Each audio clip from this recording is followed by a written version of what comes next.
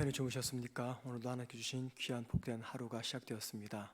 오늘도 주님과 동행하시는 좋은 하루가 되기를 원하시고, 교회에서나 가정에서나 이 시간 새벽 기도 드리시는 우리 삶 가운데 하나님의 임재가 함께하는 귀한 기도 시간 되기를 소망합니다. 우리 다 같이 사도신경으로 신앙 고백하면서 새벽 예배 드리겠습니다. 전능하사 천지를 만드신 하나님 아버지를 내가 믿사오며 그 외아들 우리 주 예수 그리스도를 믿사오니 이는 성령으로 잉태하사 동정녀 마리아에게 나시고 본디오 빌라도에게 고난을 받으사 십자가에 못 박혀 죽으시고 장사한지 사흘 만에 죽은 자 가운데서 다시 살아나시며 하늘에 오르사 전능하신 하나님 우편에 앉아 계시다가 저리로서 산 자와 죽은 자를 심판으로 오시리라. 성령을 믿사오며 거룩한 공예와 성도가 서로 교통하는 것과 죄를 사하여 주시는 것과 몸이 다시 사는 것과 영원히 사는 것을 믿사옵나이다. 아멘. 찬송가 406장 찬양하겠습니다. 406장입니다.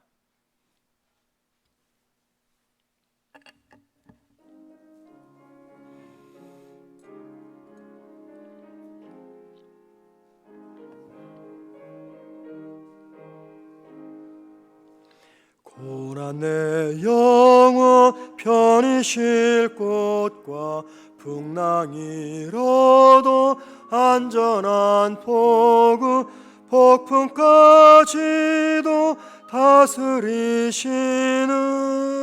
주의 영원한 팔 의지에 주의 영원하신 팔 함께하사 항상 나를 붙드시니 어느 곳에 가든지 요동하지 않음은 주의 팔을 의지함이라. 세상 친구들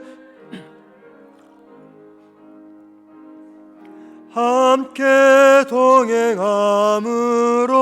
주의 은혜가 충만하리니 주의 영원한 팔 의지에 주의 영원하신 팔 함께하사 항상 나를 붙드시니 어느 곳에 가든지 요동하지 않음은 주의 팔을 의지함이라.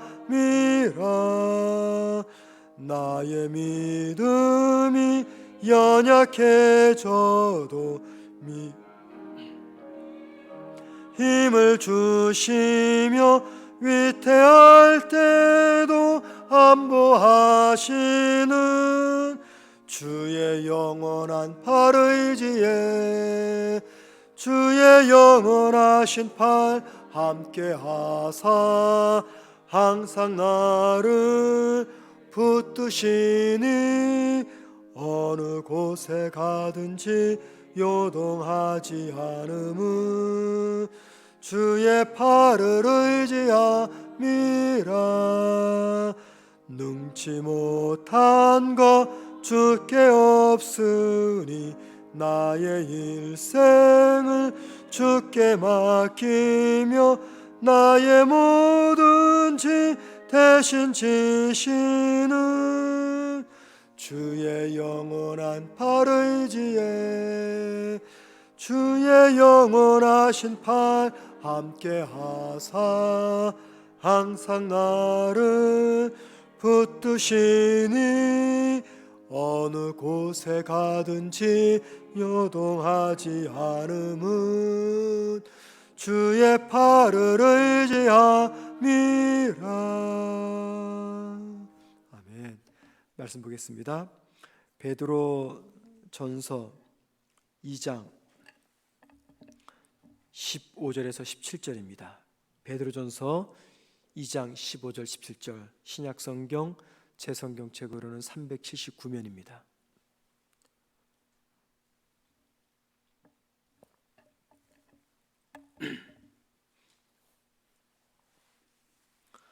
베드로전서 2장 15절 17절 제가 혼자 읽도록 하겠습니다. 곧 선행으로 어리석은 사람들의 무식한 말을 막으시는 것이라.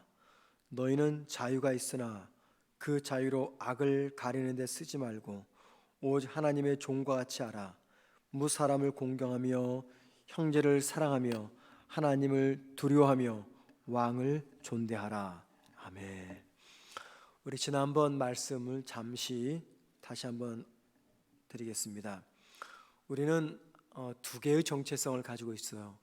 하나님의 나라 백성이고 또 이 땅에서는 거류민 혹은 나그네라는 정체성입니다. 그래서 우리의 영원한 본향인 하늘나라 하나님의 나라를 이 땅에서 지금 우리가 나그네로서 걸어가고 있는 것입니다. 이 땅은 우리가 영원히 머물 곳이 아니라 우리가 영원히 머물 곳은 하나님의 나라입니다.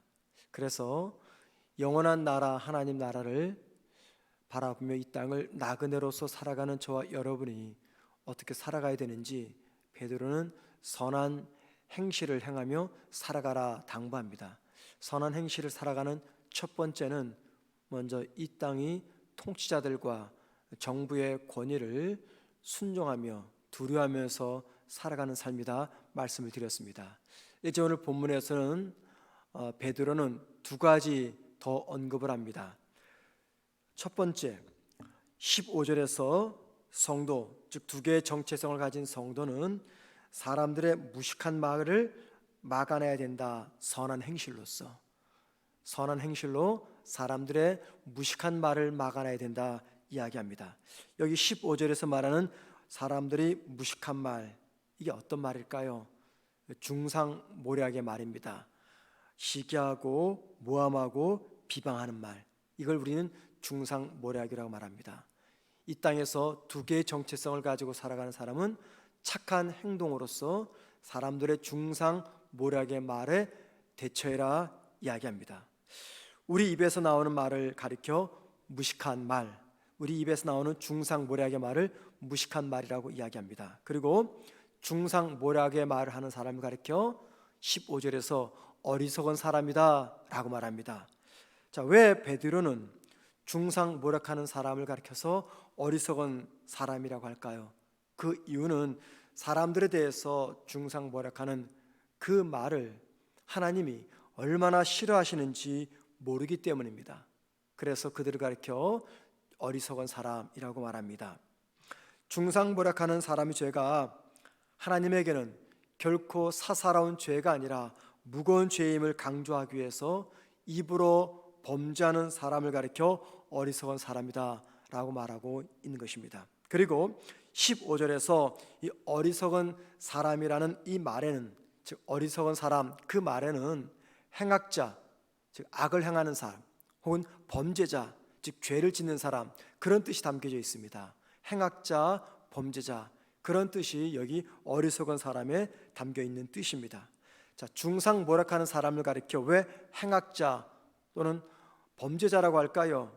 그 이유는 누군가를 우리가 중상모략한다는 것은 크게 두 개의 죄를 짓기 때문입니다. 첫째는요, 하나님을 향해서 죄를 범하는 행동입니다. 하나님께 죄를 범합니다. 두 번째는 중상모략하는 그 대상을 향해서 우리가 죄를 범하기 때문입니다. 자, 그런데 여러분, 중상모략에는 특징이 하나 있습니다. 우리가 누군가를 모함하고 비난할 때, 중상모략할 때 별로 죄의식을 느끼지 않습니다.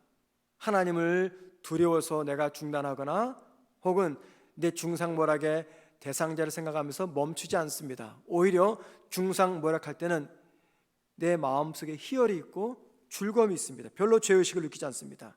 죄의식을 느끼지 않는 이유는 다른 범죄처럼 이 중상모략에는요 즐거움이 있기 때문입니다. 우리가 죄를 통해서 고통을 느끼면 그 죄를 짓지 않습니다. 그런데 죄를 통해서 우리가 즐거움을 느끼기 때문에 별로 죄의식을 갖지 않게 되는 것이죠.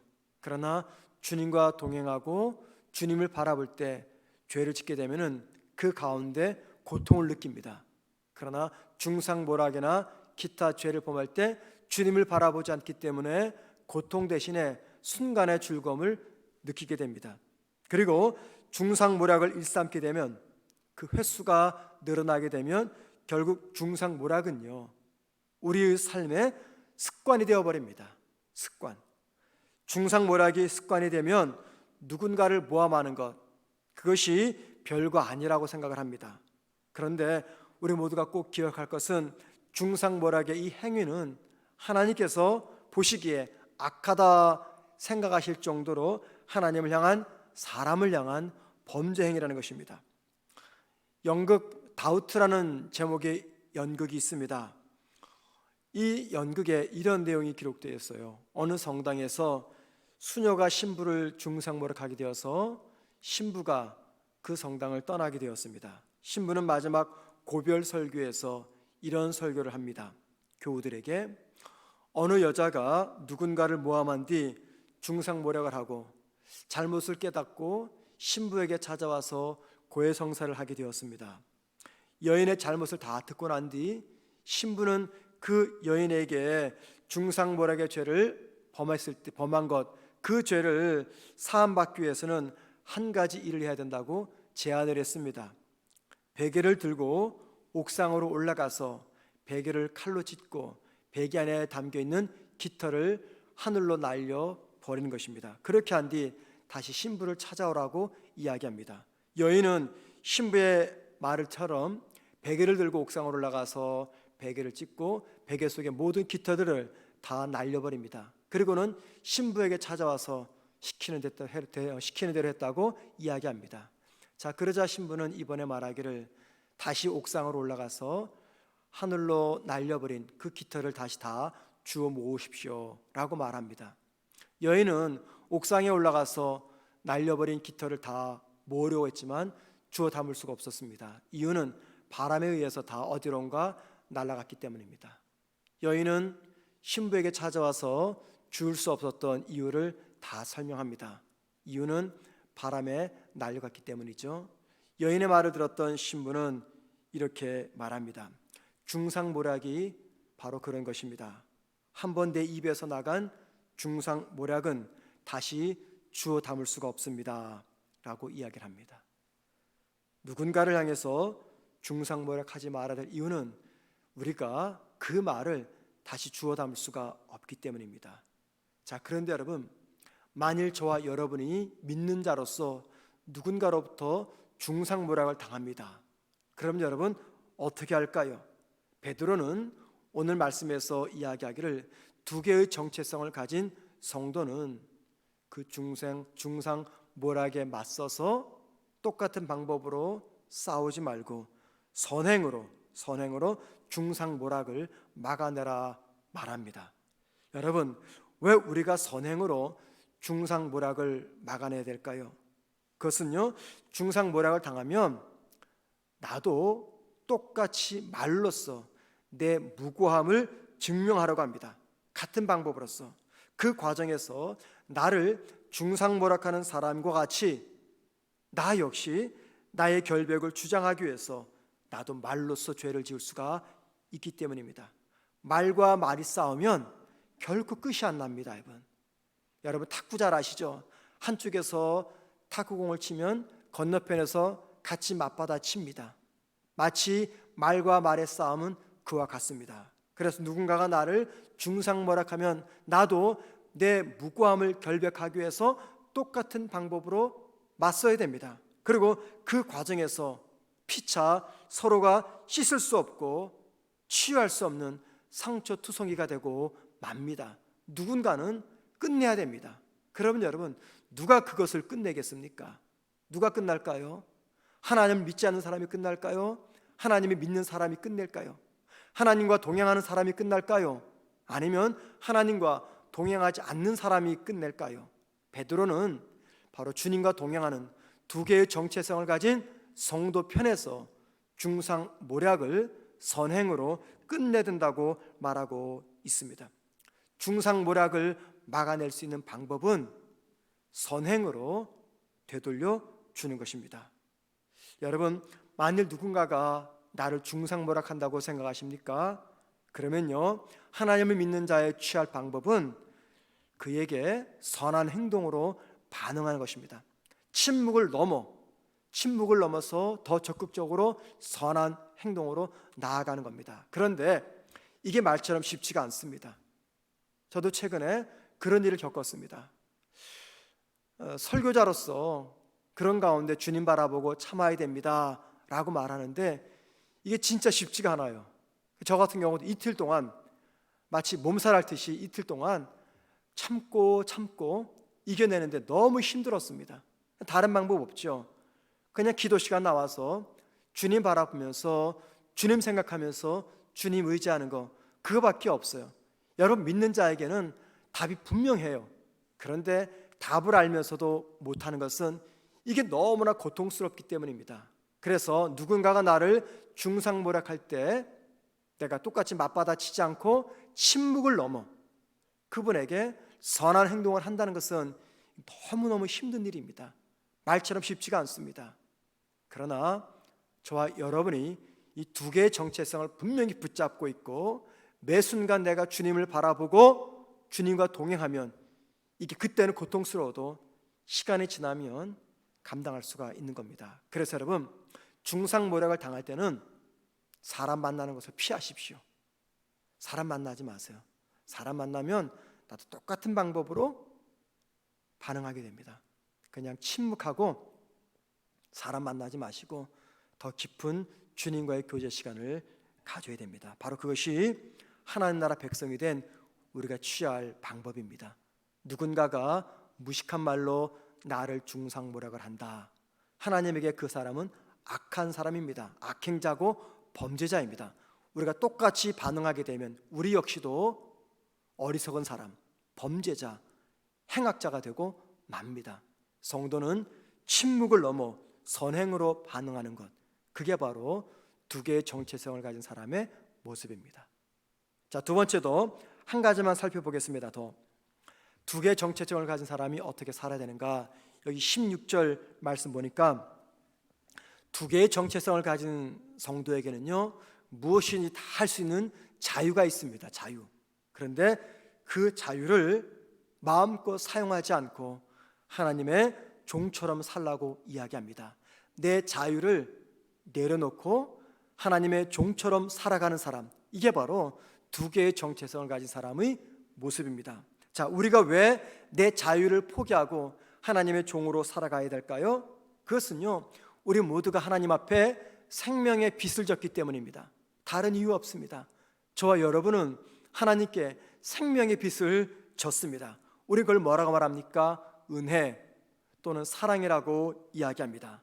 따라서 하나님께 받은 은혜와 사랑을 기억해서 하나님께서 나에게 주신 이 자유를 내 마음대로 사용하지 않고 하나님께 돌려드리고 그 대신에 나는 하나님의 종으로 살아간다는 것, 이것은요, 내가 하나님께 받은 이 생명의 빛과 생명의 은혜에 대해서 보답한다는 표현입니다. 믿는 성도의 진정한 자유는 하나님을 향한 순종으로 완성이 됩니다. 그리고 여러분, 성도에게 언제 믿음의 능력이 나타날까요? 성도에게 믿음의 능력이 많이 나타나는 것, 기도 많이 하면 나타날까요? 말씀을 많이 공부하면 나타날까요? 아닙니다, 여러분. 그 모든 것들은 믿음의 능력을 나타나기 위해서 필요한 과정이고요. 진짜 성도에게 믿음의 능력은 언제 나타나느냐면은 내 자유를 포기하고 하나님의 뜻을 위해서 하나님의 뜻에 순종할 때, 그때 진짜 믿음의 능력이 나타나는 것입니다. 설교자들에게 설교를 잘한다고 믿음의 능력이 나타나는 것이 아닙니다. 자기가 전한 말처럼 살아갈 때, 그때 비로소 믿음의 능력이 나타나는 겁니다. 성도도 마찬가지고요. 자, 순종한다, 그 말이 무슨 말입니까? 내게 주어진 모든 자유를 내가 하나님 앞에 포기한다는 겁니다. 내 자유를 하나님 앞에서 포기하지 못하면 우리 절대 하나님의 뜻 앞에 순종하지 못합니다. 그래서 성도는요, 두 종류의 성도가 있어요. 내 자유를 끝까지 붙잡고 포기하지 않는 성도, 그런 성도는 하나님의 뜻 앞에 결코 순종하지 못합니다. 하지만 힘들고 고통스럽고 아프지만 정말 그 고통스러운 순간에서도 내 의지 자유를 하나님 앞에 겸손히 내려놓고 하나님의 뜻에 순종하는 사람, 바로 그런 사람에게서 믿음의 능력이 나타납니다. 아담 하와의 범죄의 원인이 무엇입니까? 자기들의 자유 의지를 하나님 앞에 내려놓지 않았어요. 그래서 하나님의 말씀 앞에 순종하지 않았던 것입니다. 오늘 17절에서는요, 하나님의 영광을 위해서 저와 여러분이 하나님의 종으로 살아갈 때 하나님의 능력이 나를 통해서 세상에 드러난다고 하는데, 구체적으로 17절에서는요 자기의 자유를 포기하고 하나님의 종으로 사는 사람의 특징을 네 가지로 설명합니다. 첫째는 사람을 공경합니다. 여기서 말하는 사람이란 불신자를 말합니다. 두 번째, 형제를 사랑합니다. 여기서 말하는 형제란 같은 성도, 그러니까 같은 그리스도인, 내 옆에 있는 성도들을 향한 뜻입니다. 그러니까는 성도를 향한 사랑과 존경의 마음이 우리에게 있어야 된다. 세 번째는 하나님을 두려워한다라고 이야기합니다. 누가요? 자유를 포기하고 하나님의 종으로 사는 사람의 삶의 모습입니다. 마지막 네 번째, 왕, 즉 통치자를 존대하게 된다. 자신의 자유를 포기하고 하나님의 종으로서 하나님의 뜻에 순종하는 사람은 첫째, 사람을 사랑합니다. 둘째, 같은 성도를, 그리스도인들을 사랑하며 존대하게 여깁니다. 세 번째, 하나님을 두려워합니다. 네 번째, 왕, 통치자를 존대합니다. 순서는 별로 중요하지 않습니다. 적어도 내 자유를 하나님의 종으로 살기 위해서 포기하는 사람들은 이 네 가지의 실천적인 모습을 감당하게 된다, 그 말씀을 하고 있습니다. 그런데 여기 네 가지에서 특이한 게 뭐냐면, 베드로는 지금 자기 편지를 받아봤던 수신자들에게 왕을, 통치자를 두려워하지 말고 하나님을 두려워하라고 이야기합니다. 정상적인 사람들은 눈에 보이지 않는 하나님보다 눈에 보이는 왕을 두려워하게 됩니다. 그러나 하나님을 믿는 두 개의 정체성을 가진 사람은 눈에 보이지 않는 하나님을 먼저 두려워해야 된다라고 이야기합니다. 왜 그렇습니까? 그 이유는 비록 우리 눈에 보이지 않는 하나님일지라도 우리의 일거수일투족을 다 지켜보고 계시기 때문에, 그래서 하나님을 두려워하라 이야기합니다. 자, 오늘 말씀을 통해서 우리 모두가 함께 세 가지 기도 제목을 생각해 보았으면 좋겠습니다. 첫째, 나뿐 아니라 우리 가족들이 입으로 누군가를 중상모략하지 않도록 함께 기도하십시다. 입으로 말하는 범죄, 바로 중상모략의 행위입니다. 두 번째, 만일 내가 지금 누군가로부터 중상모략을 당하고 있다면 같은 방법으로 반응하지 않고 침묵을 넘어 더 적극적으로 선행으로 되돌려 줄 수 있도록 위해서 기도하십시다. 말과 말이 싸우면 두 사람 모두가 다 상처를 입고 피를 흘리게 됩니다. 세 번째, 하나님의 종으로 살겠다고 우리 입으로만 고백하지 말고 선행으로 종의 삶을 살아가십시다. 하나님의 종이 되어 선행을 행한다는 것은 하나님을 사랑하고 사람을 사랑하는 것입니다.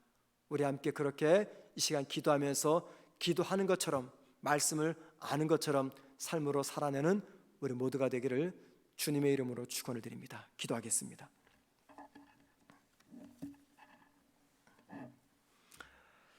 하나님 아버지, 오늘 말씀을 잘 기억하면서 두 개의 정체성을 가진 성도답게 살아가는 하루가 되게 하옵소서.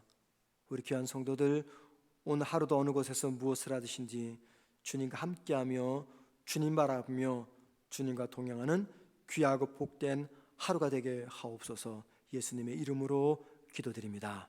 아멘. 하늘에 계신 우리 아버지여, 이름이 거룩히 여김을 받으시오며 나라 임하옵시며 뜻이 하늘에서 이루어진 것 같이 땅에서도 이루어지리다. 오늘날 우리에게 일용할 양식을 주옵시고 우리가 우리에게 죄 지은 자를 사하여 준 것 같이 우리 죄를 사하여 주옵시고 우리를 시험에 들게 하지 마옵시며 다만 악에서 구하옵소서. 대개 나라와 권세와 영광이 아버지께 영원히 싸움나이다. 아멘. 기도하시겠습니다. 기도하실 때 말로서 사람들을 중상모략하는 어리석은 자 죄를 짓지 않게 하옵소서. 기도하십시다. 그리고 누군가로부터 모함을 당하고 중상모략을 당한다면 침묵을 넘어 선행으로 반응하게 해달라고 기도하십시다. 세 번째, 코로나 감염의 확산이 더 이상 확산되지 않도록 무엇보다 한국 교회 안에서, 우리 교회 안에서 발생하지 않도록 기도하십시다. 그리고 이번 주 주일 예배를 통해서 온 성도가 크신 하나님의 은혜와 영광을 경험하게 해달라고 우리 주일 예배를 위해서 함께 우리 기도하신 다음에 자유롭게 개인 기도하시다가 돌아가시겠습니다. 기도하겠습니다.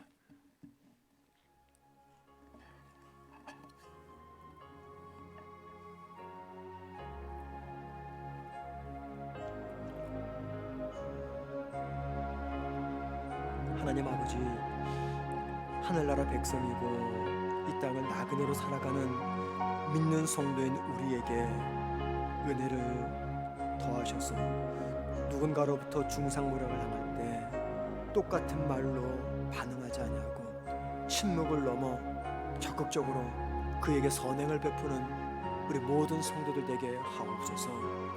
그리해야 되는 이유는 우리가 하나님 나라 백성이기에 그리해야 됨을 늘 언제나 기억할 수 있도록 도와주시옵소서. 하나님, 말로써 사람들을 중상모략하고 싶은 유혹을 받을 때 그 순간 나를 바라보시는 하나님을 기억하며 하나님의 눈이 두렵고 하나님의 귀가 두려워서 침묵할 수 있는 우리의 믿음의 수준 되게 도와주시옵소서.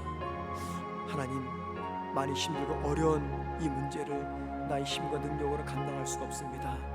하나님, 주님을 바라보며 주님과 동행함으로 이 모든 일들을 이겨낼 수 있도록 우리 모든 성도들 되게 하옵소서.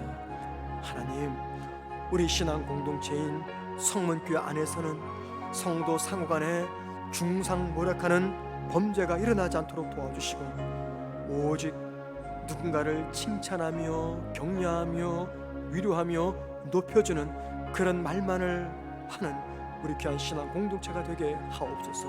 우리의 가족들이 입으로 누군가를 모함하거나 비난하거나 그들을 중상모략하지 않도록 도와주시기 원합니다. 하나님, 코로나 감염 확산이 줄어들 수 있도록 도와주시옵소서.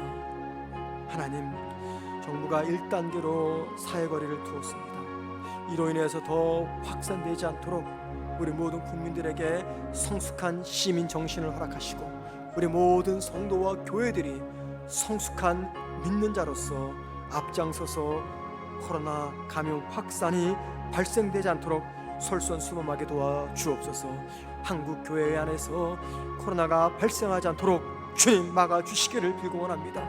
우리 교회에서 함께 모여 성도가 예배드릴 때 이 교회를 통해서 코로나가 감염되지 않도록 확산되지 않도록 주님 붙잡아 주시옵시고 우리 모든 주의 성도들, 우리 교회 사랑하는 성도들, 어린 아이부터 연세 많으신 노년 이르기까지 한 분도 코로나에 감염되지 않도록 아버지 하나님 은혜를 부어 주시옵소서. 이번 주일 예배를 온 성도가 함께 모여 예배드릴 때 하나님의 은혜와 영광을 경험하게 하옵소서. 주 앞에 찬양하며 주님을 경배하는 순간 함께 모인 모든 성도들의 예배를 통해서 영광받아 주시옵소서.